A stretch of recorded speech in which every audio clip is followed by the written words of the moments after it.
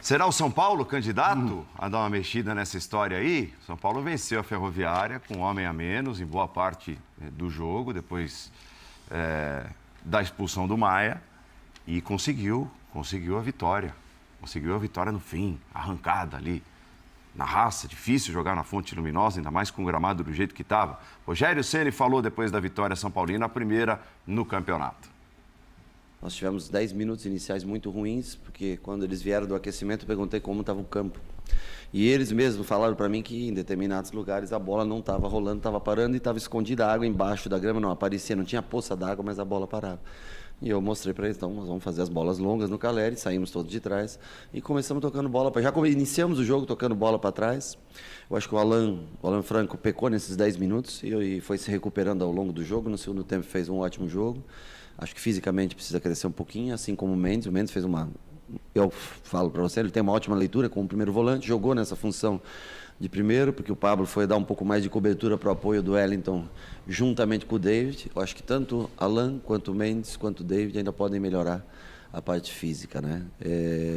Eu acho que os três fizeram um bom jogo. O David fez o gol, mas eu acho que ele pode evoluir ainda mais. Eu acho que ele pode jogar mais do que ele jogou no dia de hoje. O Mendes, se crescer fisicamente também, tem a proposição a mais coisas, e o Alan também. Eu acho que o David treinou terça e quarta só, mas nós precisávamos de um jogador de mais força ali na frente. Ele fez relativamente bem a função. E os outros no segundo tempo, o Alan cresceu, o Mendes cansou um pouco já no segundo tempo, por isso nós fizemos a modificação. Vitor Birner, destaque para os estreantes, Rogério Ceni falando sobre eles e tal, e também uma entrevista bastante franca, né? Eu acho que dentro do que dá para exigir, os primeiros 2 jogos do São Paulo, e dentro do que dá para exigir do São Paulo na temporada, porque esse é o grande dilema do São Paulo, não é ganhar os jogos dos estaduais, nem ganhar alguns jogos ao longo do ano. É como o São Paulo vai lidar na temporada quando tiver os times difíceis para enfrentar. Porque o elenco do São Paulo é um elenco com muitos limites.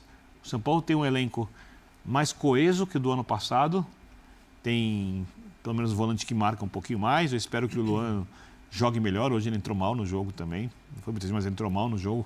O passado estava muito pesado. O São Paulo esse ano pelo menos tem jogadores de velocidade pelo lado, coisa que não tinha. Né? Tem volante que marca um pouquinho mais. O São Paulo tem mais características para o Rogério montar o time e adaptar o sistema de acordo com o adversário. Não ser obrigado a fazer que nem o ano passado, quando se o time não conseguia marcar sob pressão e falhava nessa marcação, o time sucumbia. Do outro jeito, o São Paulo não aguentava o jogo. Esse ano o São Paulo tem como jogar de mais formas, mas tecnicamente não é um grande elenco. A gente já falava do Palmeiras. Eu acabei de elogiar Elton Rato e David. O Palmeiras vai jogar ali do lado com o Rony e Dudu. Nós estamos falando de mundos completos, não vou nem falar de Flamengo, posso entrar no Atlético, são mundos completamente diferentes. E a torcida do São Paulo precisa entender isso, se quiser entender, não adianta, porque se ela não entender, os jogadores vão continuar tendo a mesma qualidade. Não vai mudar nada. Entendendo ou não entendendo, os jogadores são o que são. E parar de achar que... Eu vejo só uma coisinha, Bertozzi, porque eu tenho recebido muitas mensagens. Não, porque você está protegendo o Rogério. Isso é bem claro. Quando o Rogério passou pelo São Paulo em 2017, eu fui favorável à saída. Eu achei o trabalho ruim. O ano passado, o São Paulo chegar onde chegou, passa pelo Rogério. E se não acharem que o Rogério está bom, perfeito. Tira o Rogério. Vai ver o que acontece no São Paulo. Se você estiver protegendo o Rogério, você está corretíssimo em fazê-lo, né? Porque eu acho que é o melhor cenário para o São Paulo mesmo que ele continue. Aí acho que alguém com as costas largas que ele tem nesse momento é absolutamente fundamental ali. O que eu acho, o que vai ajudar o torcedor a comprar o barulho desse time? A atitude de hoje. Eu gostei muito da atitude de hoje. Assim, na verdade, ficando numa situação adversa, jogador a menos, é muito fácil você abraçar o empate ali, segura, não vai perder o jogo pelo menos fora de casa. E o São Paulo teve muito brilho. Você viu lutando, brigando num gramado absolutamente impraticável de se jogar futebol. No segundo tempo melhorou um pouco, mas assim, não se deveria começar um jogo de futebol na condição que... Primeiro tempo, muita bola cruzada. Você não consegue dar um passe. Tem que levantar a bola para passar. Você pode chamar de outra coisa. De futebol você não pode chamar. Então, na minha opinião, o jogo não deveria nem ter começado naquelas condições. Mas o São Paulo lutou. E acho que times que o torcedor sente que luta não vai faltar... O resto ele vai sempre incentivar. Mas é positivo que os reforços tenham ido bem, né?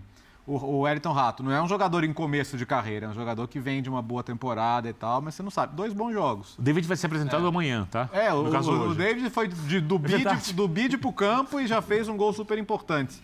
Mas, assim, o que me encanta a ponto de achar que vai ser um titular importante do time o ano inteiro é o Mendes, né? Eu concordo. A bola que ele mete ali pro Igor Vinícius na jogada do gol, Sabe jogar. a escolha da jogada, jogador de Agora, Copa do Mundo. então, cabeça sim, erguida, gostei muito. Ele ressaltou ali na entrevista, e com toda razão, né? Que o time estava demorando demais. Inclusive, ele chama a atenção do Alan Franco, demorando demais para entender que este campo não permitia aquilo que eles treinaram.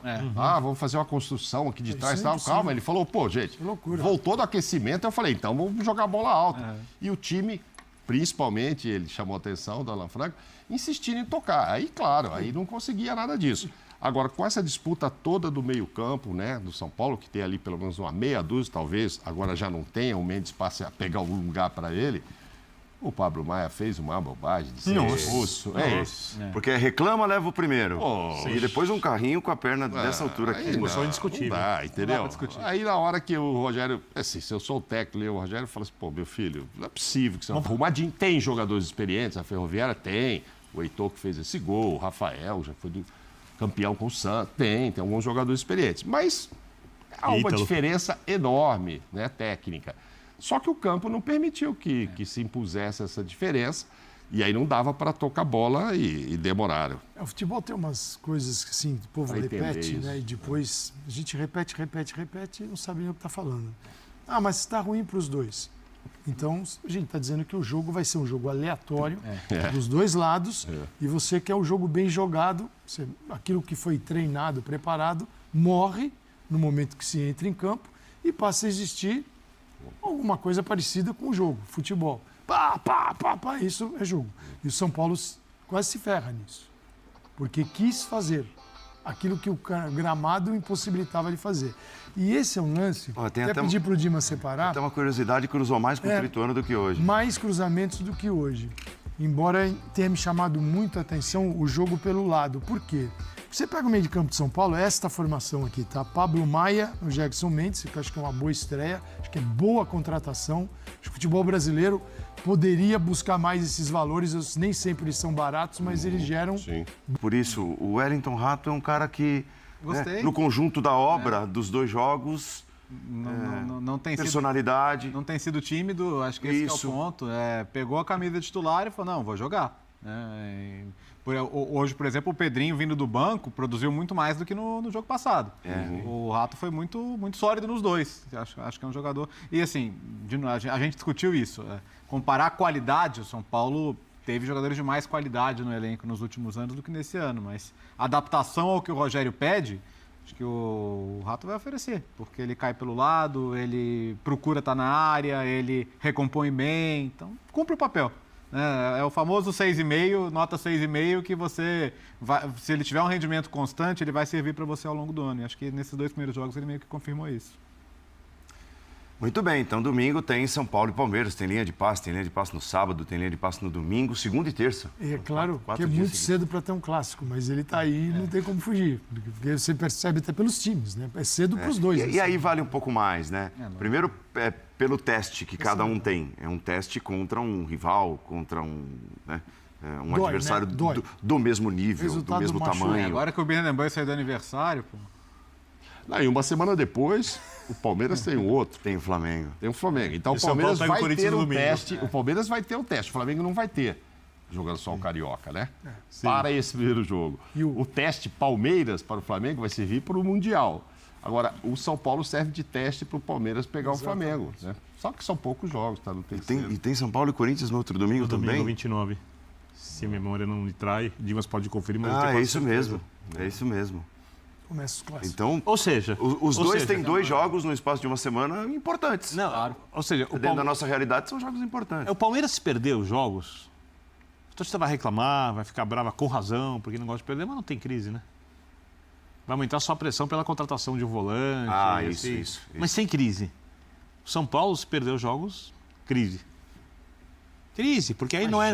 já? E não é por causa desses jogos, é pela temporada porque já passada. teve a vai, o Rogério retrasada, falou sobre 3 isso, temporadas atrás, 4 temporadas atrás, 5 temporadas atrás, tudo que vem acumulando. O Palmeiras não Você vai, não aguenta ter, mais. não vai ter crise, mas não vai ser suave, não. Do jeito que você tá pensando. Não é Não vai suave. ser suave, não. Não é suave. Não vai ser, não, porque a galera vai falar, a dona Leila, aí a cobrança vem. Porque o torcedor, assim, mesmo time que não precisa, poxa, tal time não fez contratações esse ano. Às vezes o time nem precisa. Claro que o futebol brasileiro o tempo todo, né? Mas você pega o Flamengo. O Flamengo, pô, veio o Gerson, tá bom, perdeu o João Gomes. O Flamengo parte de um outro nível. O Palmeiras fez caixa. Mas eles ainda assim são muito melhores do que a concorrência de quem está buscando montar time. Mas vai doer, porque vem toda essa pressão da venda e da reposição que não foi feita. E o torcedor vai pedir reposição. Então são semanas que começam com esse clássico, que a temperatura vai aproveitar esse período estadual, que os jogos não são aquelas coisas. Vale a pena para a gente pontuar só uma coisa que é muito óbvia, mas eu vou ressaltar aqui.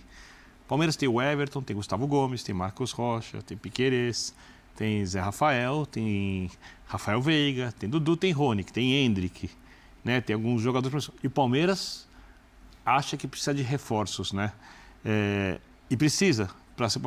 Olha o elenco do São Paulo e compara. E aí não é o Rogério, é gestão. Ou algumas, né? Não uma gestão, mais de uma gestão. É mais de uma diretoria. É assim, os problemas do São Paulo não estão ligados ao campo de jogo. E se as pessoas olharem só para o campo de jogo e não entenderem que o São Paulo precisa pagar suas dívidas, terminar o ano com uma certa tranquilidade e diminuindo drasticamente as suas dívidas para poder ter capacidade de investimento como tem o Palmeiras... Então, mas quando? Eu acho que assim, a paciência do torcedor são paulino, a pergunta é essa, quando? Porque parece que essa novela se repete ano após ano. Você tem toda a razão. Essa resposta que a gente tem que dar é grande demais o time. Num diálogo aberto, como uma vez, por exemplo, fez o Bandeira de Melo no Flamengo, falando que estava pagando dívidas, que ia sofrer. Eu acho que faz parte. Diálogo aberto dessa diretoria? O torcedor não vai entender, porque esse problema não é único do São Paulo. Quem que não deve, além de Flamengo e Palmeiras? Quanto deve o Corinthians? O São Paulo tem a terceira maior torcida do país. O São Paulo tem... o Vasco tem a quinta, o Corinthians tem a segunda e está devendo. Todos estão devendo. O Corinthians também. Então, mesma coisa. Todos estão devendo. Aí você vai entender, olha, agora é como na construção do Morumbi. Nós vamos ficar 10 anos economizando, jogando com time sub. Não vai entender. Então, quem vai entender? O torcedor não vai entender. O torcedor vai falar assim, mas por que o Corinthians contrata sem dinheiro? Por que o outro arrumou uma SAF mais contrata? Por que... Entendeu? Não, do São Paulo vai entender? É responsável. Eu não acho que o Duílio é responsável. Ele deve estar fazendo algum mecanismo lá. No mínimo, a dívida continua. Ele não está... Tá bom, ele continua. 1 bilhão e mais... Sim, mas ele já pegou com aquele 1 bilhão. Mas não diminuiu. Então, ok, mas aí ele está conseguindo empurrar e tal. Essa do São Paulo aumentou agora? Não, também já vinha antes. Sim. Só você citou, mas só com o Duílio, o meu timão faz esse cálculo. Já são 122 jogadores que rescindiram contratos. Alguns foram vendidos, outros do time 122? desde que ele assumiu. E assim, aquela enormidade do Sub-23, que você sabe de alguma utilidade, não? Então, a quantidade de desperdício, o desperdício gerado e o que isso gerou de demandas na justiça, isso é de uma irresponsabilidade absurda. O que o Birner está falando é algo que não existe no futebol brasileiro, que é a transparência. É como você pedir transparência para o dono da quitanda. Ele fala assim, a quitanda é minha, ou você compra aqui ou não compra. Agora, quando uma empresa ela é uma empresa aberta, ela tem os seus dados, ela está negociada em bolsa, ela tem que ser transparente. Então, assim, é essa a diferença hoje no futebol brasileiro. Você tem aqueles que não querem ser, mas que tem 30 milhões de torcedores. E você não quer ser transparente com nada com esses caras. E eles ficam lá, tem que contratar. E os conselheiros que não aconselham nada nesse sistema falido, fazendo uma pressão, pensando que estão nos anos 1960 ainda. O Ceni tem tentado passar isso. É duro, Mauro. O Ceni tem tentado. Porque sobra para ele. Não sobra, mas ele tem que tentar dizer, olha, não tem dinheiro, não tem como explicar todos os problemas do São Paulo. Como vai sobrar Fernando Lázaro, explicar todos os problemas do Corinthians. Sim. O Abel Ferreira não precisa explicar todos os problemas do Palmeiras. Hoje não precisa. E nem o Vitor Pereiras do Flamengo. Para a diretoria de São Paulo é super conveniente ter um cara com o tamanho do Rogério que chega e fala levando flechado o tempo todo e até a hora que ele se encher. Então o futebol brasileiro... O problema é que o Galopo não joga de titular para alguns. É isso. E eu sou chato. Nós temos... É muito chato. Isso aí. Bom. Nós temos... Vamos voltar a esse assunto, né? Ixi, não, vamos lá, eu sou chato. Vamos de novo. O André não tá aqui hoje, né? O Mauro é legal. O Léo é legal. O professor Calçade é gênio. Você é hoje o único chato da mesa sou eu. Quem falou isso? Eu também não sou? Não, você é legal. Quem falou isso? Não posso repetir aqui porque... O André prometeu uma resposta no momento que ele menos esperava. Nuclear. Não, teve um Vitor Birner sincerão. Teve, nas férias? Ontem, não, segunda-feira. Segunda-feira? Segunda-feira. Eu não estava aí? Não, que ele chamou o André Kfouri de super chato. É. Não tá. Você é super Apesar de eu chato. amá-lo. Apesar de eu amá-lo.